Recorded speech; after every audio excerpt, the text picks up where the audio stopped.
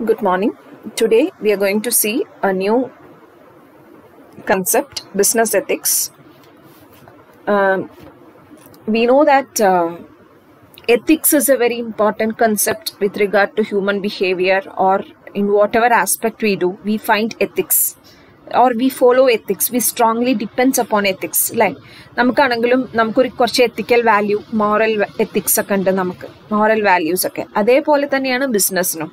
ഇപ്പോൾ ടെക്നോളജിക്കലി ഭയങ്കര അപ്ഡേറ്റഡ് ആയിട്ടുള്ള ഇന്നത്തെ ഒരു യുഗത്തിൽ ബിസിനസ് എത്തിക്സിന് ഇമ്പോർട്ടൻസ് കുറയാണോ എന്നുള്ളൊരു ഇഷ്യൂ നിലനിൽക്കുന്നുണ്ട്. അതുകൊണ്ടാണ് ഈ ചാപ്റ്ററിന് ഇത്രയും ഇമ്പോർട്ടൻസും വരുന്നത്. So in this chapter we are going to see the meaning, what is business ethics, what is the nature of business ethics, what are the objectives, importance, and what are the arguments for business ethics and arguments against business ethics, and the factors affecting business ethics and the characteristics of corporate ethics program.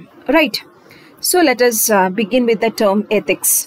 ഇപ്പോൾ ഏതൊരു question ആയാലും ethics, business ട്രാൻസാക്ഷൻസിലെ ethics ഒരു big റോളുണ്ട്. കാരണം ethics ഇല്ലാതെ ആയി കഴിഞ്ഞാൽ പിന്നെ അവിടെ പബ്ലിക് റെസ്പെക്റ്റ് ഉണ്ടാവില്ല, പൈസ ഉണ്ടാവില്ല, കസ്റ്റമേഴ്സ് ഉണ്ടാവില്ല, ഈവൻ അൺഎത്തിക്കൽ ബിഹേവിയർ കാരണം ആ കമ്പനിയോടുള്ള വിശ്വസ്തത വരെ നഷ്ടപ്പെടാനുള്ള സാധ്യത ഉണ്ട് അല്ലേ. അതുകൊണ്ട് തന്നെ എത്തിക്സ് എന്ന് പറയുന്നത് ആ ഒരു പാർട്ട് വളരെ ഇമ്പോർട്ടൻ്റ് ആണ്. എത്തിക്സ് എന്ന് പറയുന്നത് ഒരു ഫിലോസഫിയാണ് which studies morality. Clear? That is a general term for the standards, tales of conduct and customs that keep a society define right and wrong. നമ്മളാണെങ്കിലും അതെ, ശരിക്കും ഇപ്പം ഞാൻ പറയാണ്, ഞാനൊരു കാര്യം ചെയ്തു, ചിലപ്പോൾ എനിക്കങ്ങനെ എത്തിക്കലി റോങ് ആയിട്ടൊന്നും തോന്നില്ല, but the societal concept about that practice, if the society consider that practice as a big mistake, then it is a wrong thing അല്ലേ. അപ്പൊ ബിസിനസ് എത്തിക്സിലെ എന്തൊക്കെ കാര്യങ്ങളാണ് ഇൻക്ലൂഡഡ്? ബിസിനസ് എത്തിക്സിൽ ഇൻക്ലൂഡഡ് ആവുന്ന ഒരു കാര്യം കോർപ്പറേറ്റ് സോഷ്യൽ റെസ്പോൺസിബിലിറ്റി. കമ്പനിയുടെ സോഷ്യൽ റെസ്പോൺസിബിലിറ്റി എങ്ങനെയാവണം? Clear. Cross cultural business problems at international level. ബിസിനസിന്റെ പ്രശ്നങ്ങൾ എന്തൊക്കെയാണ്? നമ്മൾ ഇതുവരെ ഫോളോ ചെയ്തിരുന്ന ഒരു നാഷണൽ ലെവലോ ഒരു ഡൊമസ്റ്റിക് ലെവലോ അല്ല, at the international level what are the problems that they face. And third, in the business ethics, they are going to discuss the professional ethics and the code of conduct. എന്തൊക്കെ ചെയ്യാം, എന്തൊക്കെ ചെയ്യാൻ പാടില്ല. So a certain code of conduct is maintained in every business. ഒരു ബിസിനസിന്റെ ഉള്ളിൽ അവരുടേതായിട്ടുള്ള പോളിസീസും അവരുടേതായിട്ടുള്ള പ്രൊഫഷണൽ എത്തിക്സും കോഡ് ഓഫ് കണ്ടക്ട് ഒക്കെ ഉണ്ട്. എങ്ങനെയൊക്കെ റെസ്പോൺസിബിൾ ആവണം കമ്പനി, എങ്ങനെയൊക്കെയാണ് ആ റെസ്പോൺസിബിലിറ്റി കൊണ്ടുവരേണ്ടത്, how the public must visualize this social responsibility, all that comes under business ethics, right? So business ethics applies the principle of general ethics to business principles and the day-to-day activities in conducting commerce. Trade and കൊമേഴ്സുമായി relate ചെയ്തിട്ട് എന്തൊക്കെ day to day activities ആണ് ഒരു ബിസിനസ്സിന് ചെയ്യാൻ പാടുള്ളത്, പാടില്ലാത്തത്, എന്തൊക്കെ ethics ആണ് ആ ബിസിനസ് പ്രിൻസിപ്പിൾസിലേക്ക് വേണ്ടത്, അതൊക്കെയാണ് ബിസിനസ് എത്തിക്സിൽ നമ്മൾ പഠിക്കുന്നത്. Clear? And let us see one definition also. Business ethics is generally coming to know what is right or wrong in the workplace and doing what is right. That is in regard to effects of products and services and in relationship with the stakeholders. വളരെ ഇമ്പോർട്ടൻറ്റും എന്നാൽ ഭയങ്കര സ്പെസിഫിക്കും ആയിട്ടുള്ള ഒരു ഇതാട്ടോ. കാരണം നോക്കിയാൽ തന്നെ അറിയാം, ബിസിനസ് എത്തിക്സ് എന്ന് പറഞ്ഞാൽ it's just to know what is right and wrong. എവിടെ? In the workplace. വർക്ക് പ്ലേസിൽ എന്താണ് ശരി, എന്താണ് തെറ്റ്. ക്ലിയർ? അത് മാത്രമല്ല, എന്നിട്ട് ഈ ശരി മാത്രം ചെയ്യുക, and doing what is right. Clear? And that is in regard to effects of products. എല്ലാതും വരി വലിക്കണ്ട, നമ്മൾ ചെയ്യുന്ന പ്രോഡക്ട്സ് എന്താണോ, നമ്മൾ ചെയ്യുന്ന സർവീസസ് എന്താണോ, അത് ഏതൊക്കെ സ്റ്റേക്ക് ഹോൾഡേഴ്സ് എന്ന് പറഞ്ഞാൽ നമുക്കറിയാം, നമ്മളുമായി റിലേറ്റ് ചെയ്ത ആൾക്കാർ തന്നെയാണ് നമ്മൾ സ്റ്റേക്ക് ഹോൾഡേഴ്സ് എന്ന് പറയുന്നത്. ഇപ്പോൾ കസ്റ്റമേഴ്സ് ആവാം, it can be creditors, it can be financial institutions. അപ്പോൾ അവരുമായി റിലേറ്റ് ചെയ്തിട്ട് നമ്മൾ കൊടുക്കുന്ന പ്രോഡക്ട്സും സർവീസസിലും എന്തൊക്കെ ശരിയാകാം, അത് ചെയ്യുന്നതാണ് ബിസിനസ് എത്തിക്സ്. ആദ്യം തന്നെ ശരിയും തെറ്റും എന്താണെന്ന് അറിയണം, എന്നിട്ട് അതിലെ ശരി മാത്രം നമ്മൾ ചെയ്യുക. എല്ലാ സ്റ്റേക്ക് ഹോൾഡേഴ്സിനോടും നമ്മൾ നീതി പുലർത്തണം. Clear? Attention to the ethics attention to the ethics in the workplace sensitizes managers and the staff to know that they should act so that they retain a social moral compass. അപ്പോൾ എത്തിക്സുമായിട്ട് attend ചെയ്യുമ്പോൾ മാനേജേഴ്സിനും സ്റ്റാഫിനും പറഞ്ഞു കൊടുക്കുന്നത് ethics എന്താ പറഞ്ഞു കൊടുക്കുന്നത്, അവരെങ്ങനെ act ചെയ്യണം, ഒരു സ്ട്രോങ് മോറൽ കോമ്പസ് റീറ്റെയിൻ ചെയ്യണത്. കോമ്പസ് എന്ന് പറഞ്ഞാൽ ആ ഒരു വട്ടത്തിന്റെ ഉള്ളിൽ ആ മോറൽ വാല്യൂസ് നഷ്ടപ്പെടാത്ത രീതിയിലായിരിക്കണം അവരുടെ action. Consequently business ethics can be strong preventive medicines. എപ്പോഴും ബിസിനസ് ഫെയിലിയേഴ്സിലേക്ക് എത്താതെ നോക്കുന്ന ഒരു സ്ട്രോങ് ആയിട്ടുള്ള പ്രിവെന്റീവ് മെഡിസിൻ ആണ് business ethics. Right, this is the definition which is propounded by Cater McNamara. Clear? അപ്പോൾ Cater McNamara has defined business ethics as generally coming to know what is right or wrong in the workplace and doing what is right, that is in regard to effects of products and services and in relationship with the stakeholders. Attention to the ethics in the workplace sensitizes managers and the staff to know that they should act so that they retain a social moral compass. Consequently, business ethics can be a strong preventive medicine. So, what are the 3 C's of business ethics? എന്തൊക്കെയാണ് business ethics ന്റെ 3 Cകൾ? First one is compliance. Compliance-ൽ റൂൾസുമായിട്ട് relate ചെയ്തിട്ടാണ്. Rules എല്ലാം പാലിക്കണം. അതിൽ എന്തൊക്കെയാണ് ഇൻക്ലൂഡ് ചെയ്യണത്? കംപ്ലൈയിങ് വിത്ത് ദ റൂൾസ്, അതായത് നമ്മളെല്ലാ റൂൾസും പാലിക്കണം. അതിലെ എല്ലാ നിയമവശങ്ങളും, ലോസ്, പിന്നെ principles of morality, the customs of the society, ഇത് രണ്ടും നമ്മൾ പാലിക്കേണ്ടതാണ്. You should comply. ഒരു സൊസൈറ്റിക്ക് ഒരു കസ്റ്റം ഉണ്ടെങ്കിൽ അതിനെതിരെ നമ്മൾ ഒരു പ്രൊഡക്റ്റ് ഇറക്കാനോ ഒരു സർവീസ് റെൻഡർ ചെയ്യാനോ പാടില്ല. Clear? And policy of the company. ഈ 3 കാര്യങ്ങളും ബിസിനസ് കൃത്യമായി ഫോളോ ചെയ്തിരിക്കണം, കംപ്ലൈ ചെയ്തിരിക്കണം. So compliance with regard to laws, the principles of morality, the customs of the society and the policy of the company is one major C of business ethics. Right? And next C എന്ന് പറഞ്ഞാൽ contribution. Business contribution ആണ്. Clear? വെറും contribution എന്ന് പറയുമ്പോൾ തന്നെ നമ്മൾ നോക്കണം business എന്തൊക്കെ കോൺട്രിബ്യൂട്ട് ചെയ്യാം ടുവേർഡ്സ് സൊസൈറ്റി. അവരുടെ വാല്യൂസിലൂടെ കോൺട്രിബ്യൂട്ട് ചെയ്യാം. അവരുടെ പ്രൊഡക്ട്സും സർവീസും ക്വാളിറ്റി ആക്കാൻ നോക്കണം. അതൊക്കെയാണ് ബിസിനസ് എത്തിക്സിന്റെ ഏറ്റവും ഇമ്പോർട്ടന്റ്. ക്വാളിറ്റി ഓഫ് പ്രൊഡക്ട്സ്, അതിലൂടെയാണ് കോൺട്രിബ്യൂഷൻ. ഈവൻ സൊസൈറ്റിക്കുള്ള കോൺട്രിബ്യൂഷൻ, അവർക്ക് എംപ്ലോയ്മെന്റ്, ആൾക്കാർക്ക് എംപ്ലോയ്മെന്റ് കൊടുക്കാം. Clear? Usefulness of activities to the surrounding community. ഇപ്പോൾ ഒരു സ്കൂളുണ്ട് തൊട്ടപ്പുറത്ത് വെച്ചാൽ ആ സ്കൂളിനെ പ്രൊമോട്ട് ചെയ്യാനുള്ള എന്ത് സൗകര്യങ്ങളും വേണമെങ്കിലും ചെയ്തു കൊടുക്കാം. അതൊക്കെ ബിസിനസ് എത്തിക്സ് ആണ്. And quality of work life influenced by ethics and norms. ഇപ്പോൾ കോൺട്രിബ്യൂട്ടിംഗ് ടു ദ സൊസൈറ്റി, എങ്ങനെയൊക്കെ കോൺട്രിബ്യൂട്ട് ചെയ്യേണ്ടത്? നമ്മുടെ വാല്യൂസ് ആണ് ഒരു നമ്മുടെ പ്രൊഡക്ട്സും സർവീസസിലും ക്വാളിറ്റി കൊണ്ടുവരിക എന്നുള്ളതാണ് ഒരു കോൺട്രിബ്യൂഷൻ. നമ്മളെല്ലാവർക്കും കുറെ പേർക്ക് എംപ്ലോയ്മെന്റ് ഓപ്പർച്യൂണിറ്റീസ് കൊടുക്കുക എന്നുള്ളത് ഒരു കോൺട്രിബ്യൂഷൻ ആണ്. ക്ലിയർ? സറൗണ്ടിങ് കമ്മ്യൂണിറ്റിക്ക് യൂസ്ഫുൾനെസ്, കുറെ കാര്യങ്ങൾ ചെയ്തിട്ട് അവർക്ക് ഉപകാരപ്പെടുന്ന കാര്യങ്ങൾ ചെയ്യുക എന്നുള്ളതാണ് ഒരു കോൺട്രിബ്യൂഷൻ. ആൻഡ് എബവ് ഓൾ അവിടെയുള്ള എംപ്ലോയീസിന്റെ work life, quality of work life improve ചെയ്യുക എന്നുള്ളതാണ് അടുത്ത contribution. So one more major C you have studied, that is contribution. So compliance and contribution. And third one is consequences. Consequence of business activity towards environment. Consequences എന്ന് പറഞ്ഞാൽ എന്താ? ഒരു നമ്മൾ ചെയ്ത കാര്യങ്ങളുടെ പ്രതിഫലനം, I mean after effect consequences. Environment inside and outside the organisation. നമ്മൾ ചെയ്യുന്ന ബിസിനസ് ആക്ടിവിറ്റീസിൽ എന്തൊക്കെ കോൺസിക്വൻസസ് ആണ് നമ്മുടെ ഇന്റേണൽ എൻവയൺമെന്റിലും എക്സ്റ്റേണൽ എൻവയൺമെന്റിലും ഉണ്ടാവേണ്ടത്. ക്ലിയർ?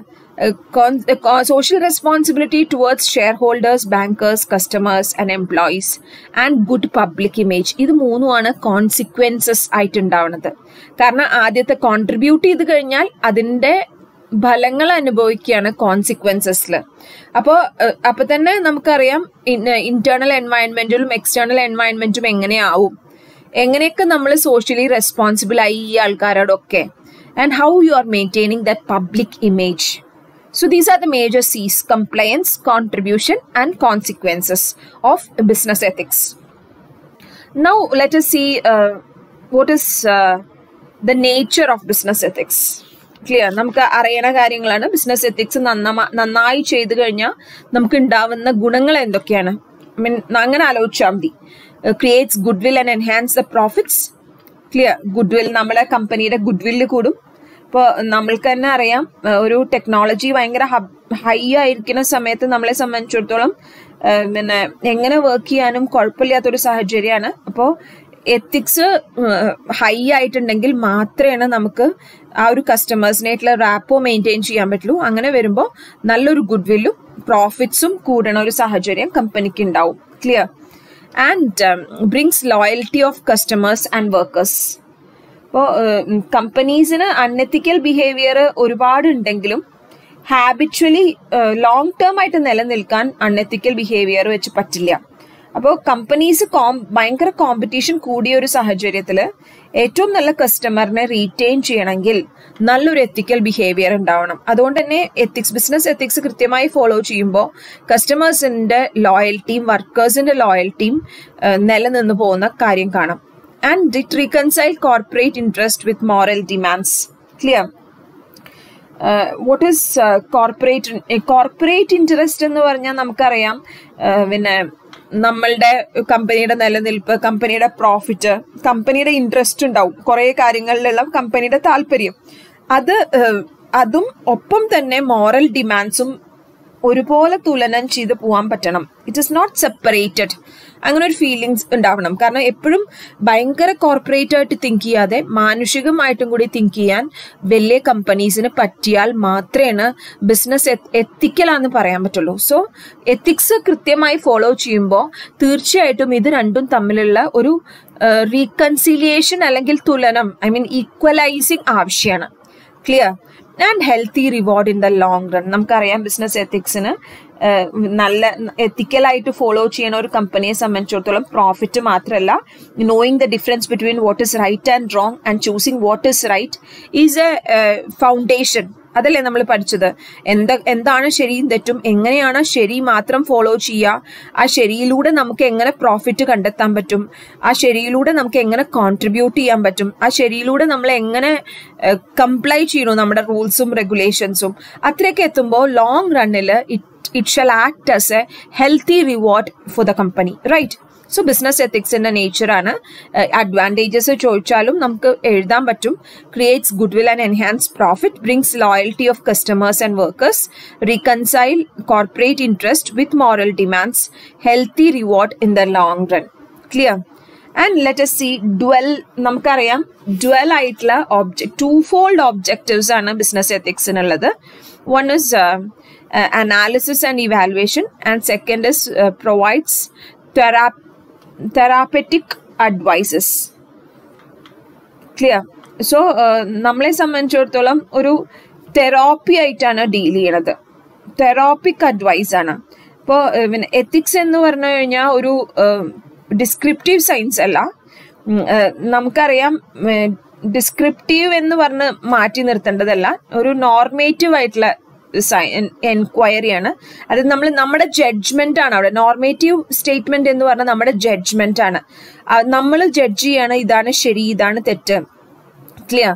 അപ്പോൾ പീറ്റർ പ്രാറ്റ്ലി എന്ന് പറഞ്ഞ ഒരാള് 2 ഒബ്ജക്റ്റീവ്സിനെ കുറിച്ച് ഡിസ്കസ് ചെയ്തു. 2 ഒബ്ജക്റ്റീവിൽ ആദ്യത്തെ ഒബ്ജക്റ്റീവ് എന്ന് പറയുന്നത് അനാലിസിസ് ആൻഡ് ഇവാലുവേഷൻ ആണ്. ക്ലിയർ? എത്തിക്കൽ ഡയഗ്നോസിസ് ആണ് അവിടെ നോക്കുന്നത്. അനാലിസിസ് എന്ന് പറഞ്ഞിട്ടുണ്ടെങ്കിൽ standards, clarifying standards and lines of argument. Ethics develop rational methods for answering the present and future issues so that it can achieve the second objective. First objective എന്ന് പറയുമ്പോൾ എങ്ങനെയൊക്കെ നമ്മളൊരു കാര്യത്തിനെ അനലൈസ് ചെയ്യാം, ഇവാലുവേറ്റ് ചെയ്യാം. അപ്പോൾ ഒരുപാട് ഇപ്പോഴത്തെയും ഭാവിയിലത്തെ ഇഷ്യൂസും എത്തിക്സ് കൊണ്ട് നമുക്ക് സോൾവ് ചെയ്യാൻ പറ്റും. So this act as a major objective of the business ethics and providing the therapeutic advice. അപ്പോൾ തെറാപ്പിക് അഡ്വൈസ് എന്ന് പറഞ്ഞു കഴിഞ്ഞാൽ സൊല്യൂഷൻ ആണ് അവിടെ. ഇപ്പോൾ പ്രസന്റ് കണ്ടീഷൻസിൽ എന്തെങ്കിലും പ്രശ്നങ്ങൾ വരുമ്പോൾ അല്ലെങ്കിൽ ഭാവിയിൽ എന്തെങ്കിലും ഡേഞ്ചറസ് സിറ്റുവേഷൻ ഉണ്ടാവുമ്പോൾ ഇവിടെ നമുക്കൊരു ക്ലിയർ അണ്ടർസ്റ്റാൻഡിങ് ആണ് കൊടുക്കുന്നത് ബിസിനസ് എത്തിക്സ്.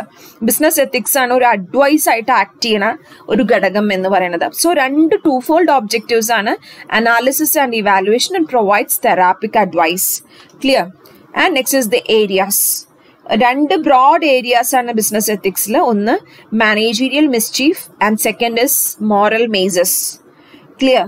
മാനേജീരിയൽ മിസ്ചീഫ് എന്ന് പറഞ്ഞു കഴിഞ്ഞാൽ എക്സ്പ്ലെയിൻ ചെയ്യണത് എന്താ വെച്ചാൽ it is illegal, unethical or questionable practices of individual managers or organisation.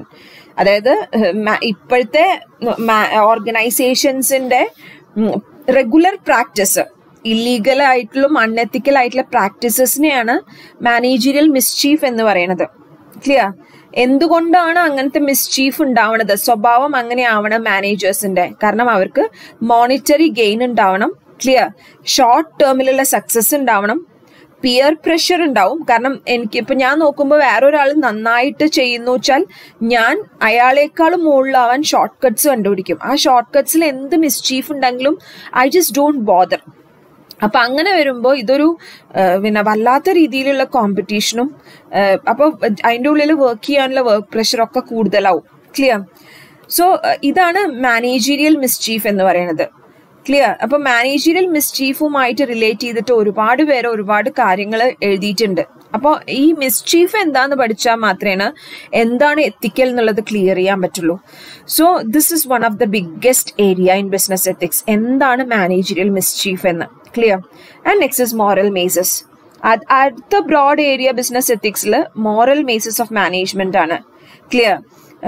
Managers deal ചെയ്യേണ്ട ഒരുപാട് എത്തിക്കൽ പ്രോബ്ലംസിനെയാണ് മോറൽ മേസസ് എന്ന് പറയുന്നത്. കാരണം കോൺഫ്ലിക്റ്റ് ഓഫ് ഇൻട്രസ്റ്റ് ഉണ്ടാവും, റോങ്ഫുൾ യൂസ് ഓഫ് റിസോഴ്സസ് ഉണ്ടാവും, മിസ്മാനേജ്മെന്റ് ഉണ്ടാവും. ഇതൊക്കെയാണ് മോറൽ മേസസ്. ഈ രണ്ട് കാര്യങ്ങളും കറക്റ്റായിട്ട് ഡിസ്കസ് ചെയ്ത് കൃത്യമായിട്ട് ഇവാലുവേറ്റ് ചെയ്ത് അത് പരിഹരിക്കാൻ ശ്രമിച്ചു കഴിഞ്ഞാൽ തന്നെ ബിസിനസ് എത്തിക്സിന്റെ സർവൈവലായി, ബിസിനസ് എത്തിക്സിന്റെ സക്സസ് ആയി. So these are the 2 areas of business ethics. Right? And next is the importance of business ethics. ഒരുപാട് നമുക്ക് എക്സ്പ്ലെയിൻ ചെയ്യേണ്ട കാര്യമൊന്നുമില്ല. ബിസിനസ് എത്തിക്സ് കൊണ്ട് നമുക്ക് ഉണ്ടായിട്ടുള്ള ഗുണങ്ങൾ എന്തൊക്കെയാണെന്ന് ഈ ഭാഗമൊക്കെ നമുക്ക് question, if it comes for the questions it shall be very useful to you. Attention to business ethics has substantially improved the society. സൊസൈറ്റിക്ക് ഭയങ്കര വലിയൊരു ഇംപ്രൂവ്മെന്റ് ആണ് ബിസിനസ് എത്തിക്സിൽ ഉണ്ടായിട്ടുള്ളത്. ക്ലിയർ? അപ്പോൾ കാരണം കുട്ടികളെ വർക്ക് ചെയ്യിക്കാൻ പാടില്ല, ഒരുപാട് റൂൾസ് ആൻഡ് റെഗുലേഷൻസ് ഈ രീതിയിലാണ് വന്നത്. കാരണം എംപ്ലോയീസിനെ നമുക്കറിയാം ടെർമിനേറ്റ് ചെയ്യണതിന്റെ പ്രൈസ് ഫിക്സിങ്ങിന് ഒരുപാട് റെഗുലേഷൻസ് വന്നു. ബിസിനസ് എത്തിക്സ് അല്ലെങ്കിൽ കുറെയൊക്കെ എന്താ വെച്ചാൽ ഓരോരുത്തർ ഫിക്സ് ചെയ്യുന്ന പ്രൈസ് വന്നു കഴിഞ്ഞാൽ കസ്റ്റമേഴ്സ് എത്രത്തോളം ചീറ്റ് ചെയ്യപ്പെടുക എന്നുള്ളത് നമുക്ക് ആലോചിച്ചാൽ തന്നെ അറിയാം. അപ്പൊ ഇവിടെ ബിസിനസ് എത്തിക്സ് വന്നതുകൊണ്ട് നമുക്ക് അങ്ങനത്തെ ഇഷ്യൂസ് ഇല്ല. Clear? And next is ethics program help maintain a moral course in turbulent times. അപ്പൊ നമ്മൾക്കറിയാം നമ്മളെ സംബന്ധിച്ചിടത്തോളം കോംപ്ലക്സ് ആയിട്ടുള്ള സിറ്റുവേഷൻസ് ഉണ്ടാവും. അപ്പോൾ അങ്ങനെയുള്ള സിറ്റുവേഷൻസിലൊക്കെ ഒരു മോറലി നമ്മൾ എങ്ങനെ ഡീൽ ചെയ്യണം, എന്താണ് ശരി എന്താണ് തെറ്റ്, അത് ഡീൽ ചെയ്യാൻ കൃത്യമായിട്ടുള്ള ഒരു അജണ്ടയാണ് എത്തിക്സ് പ്രോഗ്രാമിലുള്ളത്. Clear? And ethic program cultivate strong team work and productivity. Clear? Ethics program എന്ന് പറയുമ്പോൾ എംപ്ലോയീസിന്റെ ബിഹേവിയറും അതൊക്കെ കൃത്യമാണോ എന്നുള്ളത് നോക്കും. അപ്പൊ അതുകൊണ്ട് തന്നെ പിന്നെ എങ്ങനെയാണ് അവർ വർക്ക് പ്ലേസിൽ വർക്ക് ചെയ്യണത്, അവർ തമ്മിലുള്ള കോൺഫ്ലിക്ട്സ് എന്തൊക്കെയാണ്, ക്രിയേറ്റിംഗ് സ്ട്രോങ് ആയിട്ടുള്ള ടീം വർക്ക് ക്രിയേറ്റ് ചെയ്യാൻ പറ്റുമോ നോക്കും. കാരണം എംപ്ലോയീസ് ആണെങ്കിലും അവർക്ക് അവരുടെ വാല്യൂസുമായിട്ട് അവർക്ക് ക്ലോസ് അലൈൻമെന്റ് ആവും. ക്ലിയർ? ആൻഡ് അവർക്ക് റീകൺസൈൽ ചെയ്യാൻ പറ്റും. നമ്മളുടെ വാല്യൂസും നമ്മുടെ ഓർഗനൈസേഷന്റെ വാല്യൂസും തമ്മിൽ ലിങ്ക് ഉണ്ട് എന്നുള്ളത് കണ്ടെത്താൻ കഴിഞ്ഞു കഴിഞ്ഞാൽ അതുവഴി പ്രൊഡക്ടിവിറ്റി കൂട്ടാനും ടീം വർക്ക് ക്രിയേറ്റ് ചെയ്യാനും സ്ട്രോങ് ആയിട്ട് ഓർഗനൈസേഷനോട് ഒരു കമ്മിറ്റ്മെന്റ് ഉണ്ടാക്കാനും പറ്റും. And next is ethics program support employee growth and meaning. Ethics program ഉണ്ടെങ്കിൽ നമ്മളെ സംബന്ധിച്ചിടത്തോളം എംപ്ലോയീസിന്റെ ഗ്രോത്ത് കൂട്ടാൻ, അതായത് നമുക്കാണെങ്കിലും അറിയാം കുറെ ഇമോഷണൽ ഹെൽത്തിനെ പ്രൊമോട്ട് ചെയ്യുക, അല്ലെങ്കിൽ ഇപ്പൊ കോൺഫിഡൻസ്, എംപ്ലോയീസിന്റെ കോൺഫിഡൻസ് ലെവല്, സ്ട്രെസ് ലെവല് കുറയ്ക്കുക, അൺഎത്തിക്കൽ ബിഹേവിയർ കുറയ്ക്കുക. കാരണം എന്താണ് ഗുഡ് അല്ലെങ്കിൽ എന്താണ് ബാഡ് എന്നുള്ള ഓർഗനൈസേഷന് തിരിച്ചറിവ് എംപ്ലോയീസിന് കൊടുക്കുകയാണെങ്കിൽ അത് അവരുടെ ഗ്രോത്തിനുള്ളതാണ്. കാരണം നമ്മളാണെങ്കിലും നമ്മളെ ഒരാൾ തെറ്റ് പഠിപ്പിക്കുമ്പോഴാണ് നമ്മൾ നാശമായി പോണത്. പക്ഷെ എത്തിക്സ് ഉണ്ടെങ്കിൽ ഒരു ഓർഗനൈസേഷനും എംപ്ലോയീസിനെ തെറ്റിലേക്ക് നയിപ്പിക്കാൻ പറ്റില്ല. അപ്പൊ അതുകൊണ്ട് തന്നെ എംപ്ലോയിക്ക് അറിയാം എന്താണ് ശരി എന്താണ് തെറ്റ്. ആ വേർതിരിവ് ഉണ്ടാവുമ്പോൾ അത് അവരുടെ ഒരു ഗ്രോത്തും കൂടിയാണ്. Ethics program are an insurance policy that help ensure that policies are legal. Ethics program എന്ന് പറയുന്നത് ഒരു ഇൻഷുറൻസ് പോളിസിയാണ്. Are an insurance policy. They help ensure that policies are legal. കാരണം ഇൻക്രീസിങ് നമ്പർ നിയമപരമായിട്ട് നോക്കുക വെച്ചാൽ ഒരു ഓർഗനൈസേഷൻ്റെ ഉള്ളിൽ ഒരുപാട് കംപ്ലൈൻസും കുറെ കേസുകളും ഒക്കെ ഫയൽ ചെയ്യേണ്ട ആവശ്യം വന്നിട്ടുണ്ട്. കാരണം ഇപ്പൊ നമ്മളെ സംബന്ധിച്ചിടത്തോളം എംപ്ലോയീസിന്റെ ഇടയിലായാലും കസ്റ്റമേഴ്സിന്റെ ഇടയിലായാലും ഇഷ്ടം പോലെ കേസുകൾ ഓരോ കമ്പനിക്കെതിരെയും ഫോളോ ചെയ്യുന്നുണ്ട്. അപ്പോൾ ആ കേസൊക്കെ വരാനുള്ള കാരണം എന്താ? അവര് എത്തിക്കലി അവര് റോങ് ആയതുകൊണ്ടാണ്. ക്ലിയർ?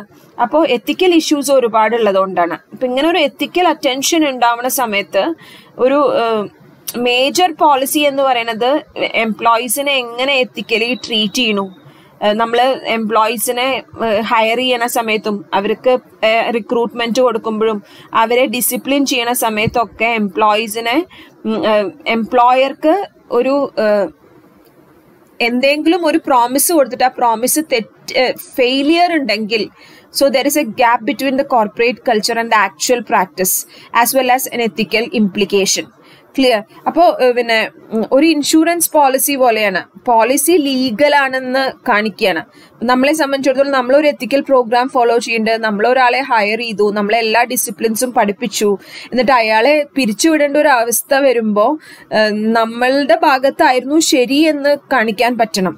അപ്പൊ എന്നാൽ മാത്രമേ പോളിസി ലീഗൽ ആവുള്ളൂ. അപ്പൊ ആ ഒരു കംപ്ലൈ വിത്ത് എനി പ്രോമിസസ്. കാരണം ഒരു ബ്രീച്ച് ഓഫ് കോൺട്രാക്ട് ഇപ്പൊ ഒരു ഇൻഷുറൻസ് പോളിസി പോലെയാണെന്ന് പറയുന്നത് എന്താ? നമ്മൾ ഒരാളെ ഹയർ ചെയ്യുമ്പോൾ തന്നെ അയാളോട് പറയുന്നുണ്ട് ഇവിടുത്തെ എത്തിക്സ് എന്താണ്. അപ്പൊ അവിടെ ഒരു ബ്രീച്ച്, അവിടെ ആ ഒരു പോളിസി അയാൾ ഫോളോ ചെയ്യാതിരുന്നാൽ അവിടെ ആ കോൺട്രാക്ട് തെറ്റിക്കുകയാണ്. അപ്പൊ അങ്ങനെ തെറ്റിക്കുന്ന സമയത്ത് പോളിസി നമ്മൾ ഫോളോ ചെയ്യുന്ന പോളിസി ലീഗലാണ് എന്ന് അവരെ എൻഷുർ ചെയ്യാൻ നമുക്ക് പറ്റണം. Clear? Ethics program helps avoid criminal act and can lower fines. നമുക്ക് തന്നെ അറിയാം ക്രിമിനൽ ആക്ട് ഉണ്ടാവില്ല. കാരണം നമ്മൾ ശരിയും തെറ്റും തമ്മിലുള്ള ഒരു വ്യത്യാസത്തിനെയാണ് നമ്മൾ പറയണത്. കാരണം ഒന്നും വയലേറ്റ് ചെയ്യുന്നില്ല. ഒരു ഓർഗനൈസേഷന് എന്താണ് തെറ്റ്? നമ്മള് പെപ്സി, ഇവിടെ തന്നെ അറിയാം നമുക്ക് പ്ലാച്ചിമട എന്ന് പറഞ്ഞൊരു സ്ഥലം, വളയാർ ഈ ഭാഗം, പാലക്കാട് ആ ഭാഗത്ത്, അവിടെ പെപ്സി ഒരു കമ്പനി തുടങ്ങി. ആ കമ്പനിക്ക് ഒരിക്കലും സോഷ്യൽ റെസ്പോൺസിബിലിറ്റി എത്തിക്സ് കീപ്പ് ചെയ്യാൻ പറ്റിയില്ല. സമരം തുടങ്ങി നാട്ടുകാര്. കാരണം ഒരുപാട് പിന്നെ പ്രശ്നങ്ങൾ, എൻവയൺമെന്റൽ ഹസാർഡ്സ് ഒക്കെ ഉണ്ടായിരുന്നു. അപ്പൊ അവര് എത്തിക്സ് കീപ്പ് ചെയ്യാത്തതായതുകൊണ്ട് അവസാനം അവർക്ക് അടച്ചു പൂട്ടേണ്ടി വന്നു ആ പ്ലാച്ചിമട യൂണിറ്റ്. അപ്പൊ അതൊരു വലിയ സോഷ്യൽ റെസ്പോൺസിബിലിറ്റിയുടെ എക്സാമ്പിൾ ആയിട്ടാണ് നമ്മൾ സൈറ്റ് ചെയ്യാറ്. ഇവിടെ അതെ ക്രിമിനൽ ആക്ട്. അപ്പോൾ എത്തിക്സ് കൃത്യമായിട്ട് ഫോളോ ചെയ്യുന്ന ഒരു കമ്പനിക്ക് ക്രിമിനൽ ആക്ട് ഉണ്ടാവില്ല. അവർക്ക് ഫൈന് കുറവായിരിക്കും. അല്ലെങ്കിൽ പല കസ്റ്റമേഴ്സും കംപ്ലൈന്റ് ചെയ്യും. ഇന്നൊക്കെ കൺസ്യൂമർ കോർട്ടിൽ ഇഷ്ടം പോലെ ഫൈൻ കമ്പനീസിന് കിട്ടുന്നുണ്ട്. ഇപ്പൊ നമുക്കാണെങ്കിലും അറിയാം മാഗിയുടെ ഇഷ്യൂ അല്ലെ, അവർക്ക് മാഗി ഇഷ്യൂ ഉണ്ടായിട്ടുണ്ട്.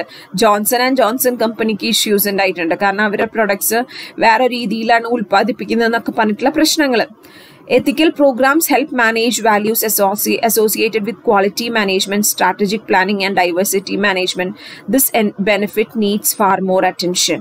But ethical program കുറച്ചും കൂടി വാല്യൂസ് ആയിട്ട് അസോസിയേറ്റ് ചെയ്തിട്ട് ആണ് ചെയ്യണത്. ഇപ്പൊ നമ്മളാണെങ്കിലും നമുക്കറിയാം നമ്മൾ കുറച്ച് വാല്യൂസ് ഫോളോ ചെയ്യണമെങ്കിൽ അതിൽ ഒരെണ്ണം തീർച്ചയായിട്ടും ക്വാളിറ്റി കൂട്ടാനും, ഒന്ന് ലോങ് ടേം പ്ലാനിങ് എങ്ങനെ നടത്തണം, ക്ലിയർ, അതേപോലെ എങ്ങനെ ഡൈവേഴ്സിഫൈ ചെയ്യാം, ഡൈവേഴ്സിറ്റി മാനേജ്മെന്റ് ഒക്കെയാണ് നമ്മൾ ഇതാവണത്.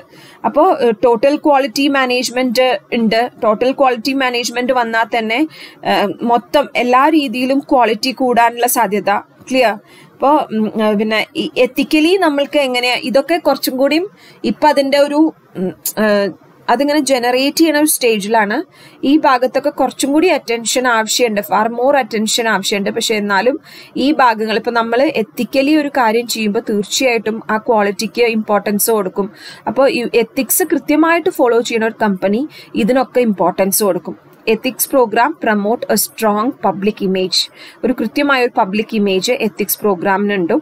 ഓവറോൾ ബെനിഫിറ്റ്സ്, ഒരുപാട് ബെനിഫിറ്റ്സ് ഉണ്ട് എത്തിക്സ് പ്രോഗ്രാമിന്. കാരണം എന്തൊക്കെ ചെയ്യാൻ പറ്റും ഒരു കമ്പനിക്ക്, എങ്ങനെയാണ് ഒരു കമ്പനി കോൺഫിഡൻസ് ക്രിയേറ്റ് ചെയ്യുക, എങ്ങനെയാണ് ഒരു ഓർഗനൈസേഷന്റെ കൾച്ചർ ഇംപ്രൂവ് ചെയ്യുക, എങ്ങനെയാണ് വിശ്വസ്തത നിലനിർത്തുക, നമ്മുടെ വിശ്വസ്തത മാത്രമല്ല കമ്പനിയുടെ ഉള്ളിലുള്ള ആൾക്കാരുടെ വിശ്വസ്തത, സ്റ്റേക്ക് ഹോൾഡേഴ്സിന്റെ വിശ്വസ്തത, അതൊക്കെ എങ്ങനെയാണ് സ്റ്റാൻഡേർഡ്സ് കീപ്പ് ചെയ്തിട്ട് നല്ല ക്വാളിറ്റി ആയിട്ടുള്ള പ്രോഡക്ട്സ് ഇറക്കാൻ പറ്റുന്നത്, ഇതൊക്കെയാണ് ബിസിനസ് എത്തിക്സിന്റെ important benefits. And last and the most important, formal attention to ethics in the workplace is the right thing to do. Right, ഏറ്റവും ഇമ്പോർട്ടൻ്റ് ആയിട്ടുള്ള കാര്യമാണ് a good practice of ethics need to be followed in the workplace. It is the right thing to do. That means you are communicating to the workers what is right and what is wrong, and that is the most important thing. ഞാൻ നിങ്ങൾക്ക് പറഞ്ഞു തരുന്നത് എന്നും തെറ്റായിട്ടുള്ള കാര്യങ്ങളാണ്. Automatically what happens, the students also get the wrong concept of education. So that must not happen. Clear? ഏറ്റവും higher beneficiaries എന്നുള്ള രീതിയിൽ വർക്ക് പ്ലേസിൽ എത്തിക്സ് കൊണ്ടുവരിക എന്നുള്ളതാണ് ഏറ്റവും ഇമ്പോർട്ടൻ്റ് ആയിട്ടുള്ള കാര്യം. And next is arguments. Arguments four business ethics വേണോ, ബിസിനസ് എത്തിക്സ് വേണ്ടേ എന്നുള്ള ചെറിയ ആർഗ്യുമെന്റ്സ് ആണ്. ക്രിയേറ്റ് റാപ്പോ വിത്ത് ദ പബ്ലിക്കുമായിട്ട് ഏറ്റവും കൂടുതൽ റാപ്പോ നിലനിൽക്കണമെങ്കിൽ ബിസിനസ് എത്തിക്സ് വേണം. കാരണം നമുക്കറിയാം പിന്നെ നമ്മൾ എന്തൊക്കെ കാര്യങ്ങൾ സൊസൈറ്റിക്ക് വേണ്ടി ചെയ്യാൻ പറ്റും. അപ്പോൾ സൊസൈറ്റിക്ക് വേണ്ടിയിട്ട് ഒരുപാട് കാര്യങ്ങൾ ചെയ്യുമ്പോൾ ആണ് നമുക്ക് ഈ ഒരു ഇത് നിലനിന്ന് പോവുള്ളൂ. കാരണം പബ്ലിക് കോൺഫിഡൻസ് ഉണ്ടാവണം. ഇപ്പം നമ്മളൊരു കമ്പനി ഒരു സ്ഥലത്ത് സ്ഥാപിക്കുമ്പോൾ ആ സ്ഥലത്തുള്ള ആൾക്കാർക്ക് ഗുണമുള്ള കാര്യങ്ങൾ ചെയ്യണം. ആ സ്ഥലത്തുള്ള ആൾക്കാരുമായിട്ട് നമ്മൾ കൃത്യമായിട്ടുള്ള ഒരു റാപ്പോ കീപ്പ് ചെയ്യണം. അപ്പോൾ ആ ഒരു റാപ്പോ കീപ്പ് ചെയ്യുക എന്നുള്ളതാണ് ബിസിനസ് എത്തിക്സ്. ബിസിനസ് എത്തിക്സ് ഉണ്ടെങ്കിൽ ആ ഒരു റാപ്പോ തന്നെ വരും. And develop mutual faith between management and employees. Ethics follow ചെയ്യുകയാണെങ്കിൽ മാനേജ്മെന്റും എംപ്ലോയീസും തമ്മിൽ ഒരു കൃത്യമായ ഒരു വിശ്വസ്തത അങ്ങോട്ടും ഇങ്ങോട്ടും നിലനിന്ന് പോവുകയും ചെയ്യും. എംപ്ലോയീസ് എന്ത് ചിന്തിക്കണോ എന്ന് മാനേജ്മെന്റും അറിയും. അവരെങ്ങനെ ഒരു പെർട്ടിക്കുലർ സിറ്റുവേഷൻ റിയാക്ട് ചെയ്യും എന്നും അറിയും. അപ്പൊ അതുകൊണ്ട് തന്നെ അവരെ കൂടി ചിന്തിച്ചിട്ടാവും എന്ത് ഡിസിഷൻസ് കൊടുക്കാം. ഇത് രണ്ടുമാണെങ്കിൽ better decision making is very easy in case of business ethics. കാരണം നമ്മൾ ശരി മാത്രമേ ചെയ്യുള്ളൂ, തെറ്റ് ചെയ്യില്ല എന്ന് വിശ്വസിച്ചാൽ, ലീഗൽ ആയിട്ടുള്ള കാര്യങ്ങൾ മാത്രമേ ചെയ്യുള്ളൂ, എല്ലാ സ്റ്റേക്ക് ഹോൾഡേഴ്സിനോടും വിശ്വസ്തത പുലർത്തുന്ന ആൾക്കാരാ എന്ന് പറയുമ്പോൾ തന്നെ ഡിസിഷൻസ് എടുക്കാൻ അത്ര ബുദ്ധിമുട്ടുണ്ടാവില്ല. And with regard to economic success and development, economic considerations വളരെ ഇമ്പോർട്ടൻ്റ് ആണ്. ലോങ് റണ്ണിൽ നിലനിൽക്കണമെങ്കിൽ ഓർഗനൈസേഷന് ഒരു സൗണ്ട് എത്തിക്കൽ ബേസ് ഉണ്ടാവണം. എത്തിക്കൽ ബേസ് ഉണ്ടെങ്കിൽ ഡെവലപ്മെന്റ് ആൻഡ് സക്സസ് ഉണ്ടാവും. അപ്പോൾ ഷോർട്ട് ടേമിലല്ല ലോങ് ടേമിൽ തന്നെ മൊത്തം രാജ്യത്തിന് വരെ നിലനിൽപ്പുണ്ടാവും. And last is positive consequences. എപ്പോഴും ബിസിനസ് എത്തിക്സ് ഉണ്ടെങ്കിൽ ഒരു പോസിറ്റീവ് ആയിട്ടുള്ള കോൺസിക്വൻസസ് ആണ് ഭാവിയിൽ ഉണ്ടാവുക. കാരണം റൂൾസും റെഗുലേഷൻസും ഒക്കെ കൃത്യമായിട്ട് ഫോളോ ചെയ്യുന്ന ഒരു കമ്പനിയെ സംബന്ധിച്ചിടത്തോളം ആൾക്കാർക്ക് വരെ അതിനോടുള്ള വിശ്വസ്തത കൂടുതലായിരിക്കും.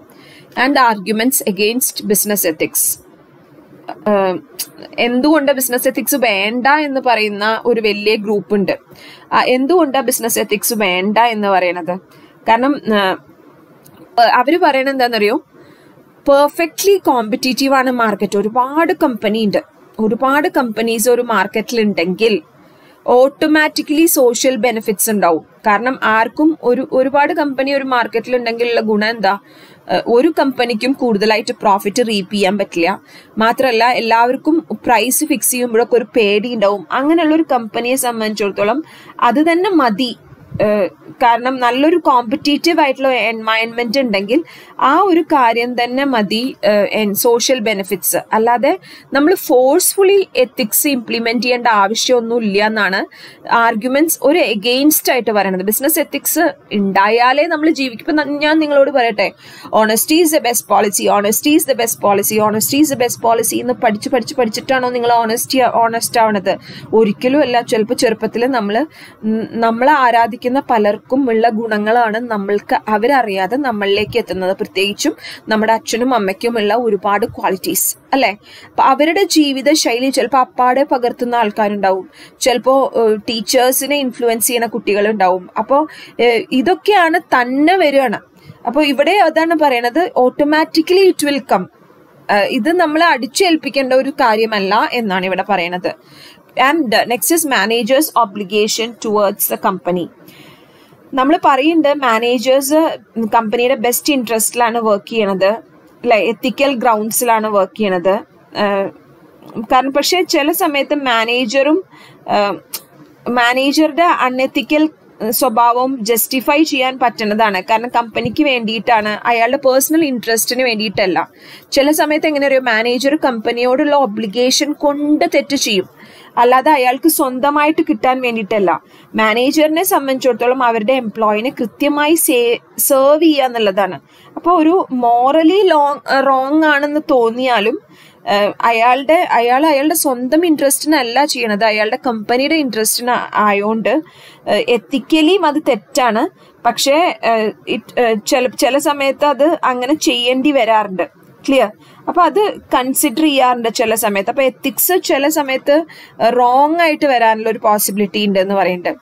And next is ethics versus profit. ഇതൊരു വലിയ കോൺഫ്ലിക്റ്റ് ആണ്. പ്രോഫിറ്റ് കൂടും തോറും എത്തിക്സ് കുറയും എന്നുള്ളത് നമ്മൾ എപ്പോഴും പറയും. ബിസിനസ് എത്തിക്സ് ഒരു കോൺട്രാഡിക്ടറി സ്റ്റേറ്റ്മെന്റ് ആണ്. More ethics is conflict with profit. ഏതിനെ ചൂസ് ചെയ്യുക? അപ്പൊ നിങ്ങൾ പറയുക എത്തിക്സ് ഒരുപാടുണ്ട്, പ്രോഫിറ്റ് ഉണ്ട്, ഏത് വേണം എന്ന് ചോദിച്ചു കഴിഞ്ഞാൽ പലപ്പോഴും കമ്പനീസ് ചൂസ് ചെയ്യണത് പ്രോഫിറ്റ് ആവും. അപ്പൊ ചിലപ്പോൾ പ്രോഫിറ്റ് കൂടുന്തോറും എത്തിക്സ് കുറയും. എത്തിക്സ് നല്ലോണമുള്ള കമ്പനിക്ക് പ്രോഫിറ്റ് അത്ര ഹൈലി റീപ്പ് ചെയ്യാൻ ചിലപ്പോൾ പറ്റിക്കൊള്ളണം എന്നില്ല. സോ ഇത് മൂന്നുമാണ് arguments against business ethics. And the last topic for the day, characteristics of corporate ethics program. എന്താണ് കോർപ്പറേറ്റ് എത്തിക്സ് പ്രോഗ്രാമിന്റെ ക്യാരക്ടറിസ്റ്റിക്സ് ആണ്. ഒരു നല്ല കോർപ്പറേറ്റ് എത്തിക് പ്രോഗ്രാമിന് എന്തൊക്കെ വേണം എന്നുള്ളതാണ്. First one is value statements ഉണ്ടാവണം കമ്പനിക്ക്. കോഡ്സ് ഓഫ് കണ്ടക്ട്, എന്തൊക്കെ ചെയ്യാൻ പാടുന്നത്, എന്തൊക്കെ ചെയ്യാൻ പാടില്ലാത്തത് എന്ന് വേണം. എക്സിക്യൂട്ടീവ് മോഡലിംഗ്, എന്തൊക്കെ ഇഫക്ട്സ് ആണ് കോർപ്പറേറ്റ് എത്തിക്സ് ആൻഡ് വാല്യൂസ് വരുമ്പോൾ വാക്കിംഗ് വാല്യൂ പ്രൈവറ്റ് ആയാലും പബ്ലിക് ആയാലും, ഇപ്പൊ സിഇഒ മാനേജ്മെന്റ് ആയാലും സിഇഒ ആയാലും എന്തൊക്കെ ചെയ്യും എന്നുള്ളതാണ് എക്സിക്യൂട്ടീവ് മോഡലിംഗിൽ ചെയ്യാൻ പോകുന്ന കാര്യത്തെക്കുറിച്ചാണ് പറയുന്നത്. And next training and communication, best practices ഒക്കെ എങ്ങനെ കമ്മ്യൂണിക്കേറ്റ് ചെയ്യാം, എങ്ങനെ അവരെ ട്രെയിൻ ചെയ്തെടുക്കാം എംപ്ലോയീസിനെ, ഇതൊക്കെ കൃത്യമായിട്ട് ഒരു കമ്പനിക്ക് വിഷൻ ഉണ്ടാവണം. Statement system that embody values, അതായത് ഒരു ഓർഗനൈസേഷൻ എപ്പോഴും വാല്യൂന് വളരെ ഇമ്പോർട്ടൻസ് കൊടുക്കണം. ഒരു കൃത്യമായിട്ടുള്ള ഒരു പെർഫോമൻസ് ഇവാലുവേഷൻ വേണം. ക്ലിയർ? ആൻഡ് റൈറ്റ് ആയിട്ടുള്ള ഡിസിഷൻസ് എടുക്കാൻ പറ്റണം. Mechanism to discuss the difficult cases, ഒരു ഡിഫിക്കൽട്ട് ആയിട്ടുള്ള സിറ്റുവേഷൻ ഉണ്ടായാൽ ട്രാൻസ്പാരന്റ് ആയിട്ട് അതിനെ എങ്ങനെ ഡീൽ ചെയ്യാൻ പറ്റും എന്നുള്ളത് പറയണം. ഒരിക്കലും എംപ്ലോയീസിനെ പീനലൈസ് ചെയ്യില്ല ഒരു ഇഷ്യൂ വന്നാന്നുള്ളത് അവരോട് പറയണം. പീനലൈസിങ് മീൻസ് പണിഷ്മെന്റ് കൊടുക്കരുത്, അതല്ലാതെ അത് എങ്ങനെ ഡീൽ ചെയ്യാൻ പറ്റും എന്നുള്ളതൊക്കെയാണ് നമ്മളിവിടെ ശ്രദ്ധിക്കേണ്ടത്. And hot lines and help lines, എന്ത് പ്രശ്നം വന്നാലും കൃത്യമായിട്ട് എംപ്ലോയീസിനെ ഹെൽപ്പ് ചെയ്യാൻ പറ്റുന്ന നമ്പേഴ്സ് ഉണ്ടാവണം. ഹെൽപ്പ് ചെയ്യാൻ പറ്റുന്ന ആൾക്കാരുണ്ടാവണം. എംപ്ലോയീസ് ഹെൽപ്ഡ് ഔട്ട് ആണെന്നുള്ളത് ക്ലിയർ ആവണം. എന്നാൽ മാത്രമേ ആ ഒരു കൃത്യമായിട്ട്, കാരണം എൻ്റെ ഒരു സിറ്റുവേഷൻ എനിക്ക് പറയാൻ പറ്റാത്തൊരു അവസ്ഥ വരരുത് കമ്പനിയിൽ. അത് കൃത്യമായിട്ട് ആരെ ബോധിപ്പിക്കാനാണെങ്കിലും എത്ര ഹയർ ഒഫീഷ്യൽസിലേക്ക് പോകാനും കൃത്യമായിട്ടുള്ള ഹോട്ട് ലൈൻസും ഹെൽപ്പ് ലൈൻസും ഒരു കമ്പനിയിൽ ഉണ്ടാവണം. And next is audit enforcement and discipline, കൃത്യമായ ഓഡിറ്റ് എൻഫോഴ്സ് ചെയ്യണം. Good rules of thumb, standards should be kept in the category and audit should be done for everything. Investigation should be done thoroughly and discipline will കൃത്യമായിട്ട് നമ്മളെ investigate ചെയ്യുന്നുണ്ടെങ്കിൽ automatically you will get disciplined. And next is governance of ethics and values. Clear? Best practice എന്ന് പറഞ്ഞിട്ടുണ്ടെങ്കിൽ senior executives നമ്മളെ നോക്കുന്നു, നമ്മുടെ effort എന്താന്നുള്ളത് നോക്കണം, അത് കൃത്യമായി റിപ്പോർട്ട് ചെയ്യണം. അവിടെയാണ് ഗവേണൻസ് വരുന്നത്. ഗവേൺ ചെയ്യാൻ അപ്പൊ കൃത്യമായി നമ്മൾ ആ എത്തിക്സ് ഫോളോ ചെയ്യുന്നുണ്ടോ, വാല്യൂസ് കീപ്പ് ചെയ്യുന്നുണ്ടോ എന്നൊക്കെ ഗവേൺ ചെയ്യാൻ പറ്റണം. And the last one is renewal process. Ideally revised values and standards should be rolled out periodically about every 3 years. എല്ലാ 3 yearsലും ഈ കോർപ്പറേറ്റ് എത്തിക്സ് പ്രോഗ്രാം, ഈ ഒരു റൂൾസ് ആൻഡ് റെഗുലേഷൻസ് മാറ്റിക്കൊണ്ടേയിരിക്കണം. അപ്പം എങ്ങനെയാണ് ഫ്രഷ് ആയിട്ടുള്ള അപ്പോഴത്തെ സിറ്റുവേഷൻസ് അതിനനുസരിച്ചിട്ട് നമ്മൾ മോഡിഫിക്കേഷൻസ് വരുത്തിക്കൊണ്ടേയിരിക്കണം. So today you have seen an introduction for the business ethics. Business ethics എന്താ എന്നുള്ള ഒരു ഇൻട്രൊഡക്ഷൻ കണ്ടു. And in the next class you shall see with the theories of ethics. എത്തിക്സിന്റെ തിയറി ഉണ്ട്. ക്ലിയർ? ഈ ചാപ്റ്റർ ആണ് നിങ്ങൾ ഏറ്റവും ഇമ്പോർട്ടൻ്റ് ആയിട്ട് കുറച്ച് ശ്രദ്ധയോടെ പഠിക്കേണ്ട ഭാഗം. കാരണം ചിലപ്പോൾ നിങ്ങൾ ഇത്രയും കാലം പഠിച്ചതെന്ന് കുറച്ച് വ്യത്യാസമായിട്ടുള്ള ഒരു ഭാഗം ഇതായിരിക്കും. ഇതിലെ 2 ചാപ്റ്റേഴ്സും കൂടി ഉണ്ട്. ആ 2 ചാപ്റ്റർ അടുത്ത ക്ലാസ്സുകളിലായിട്ടിടാം. ഓക്കെ.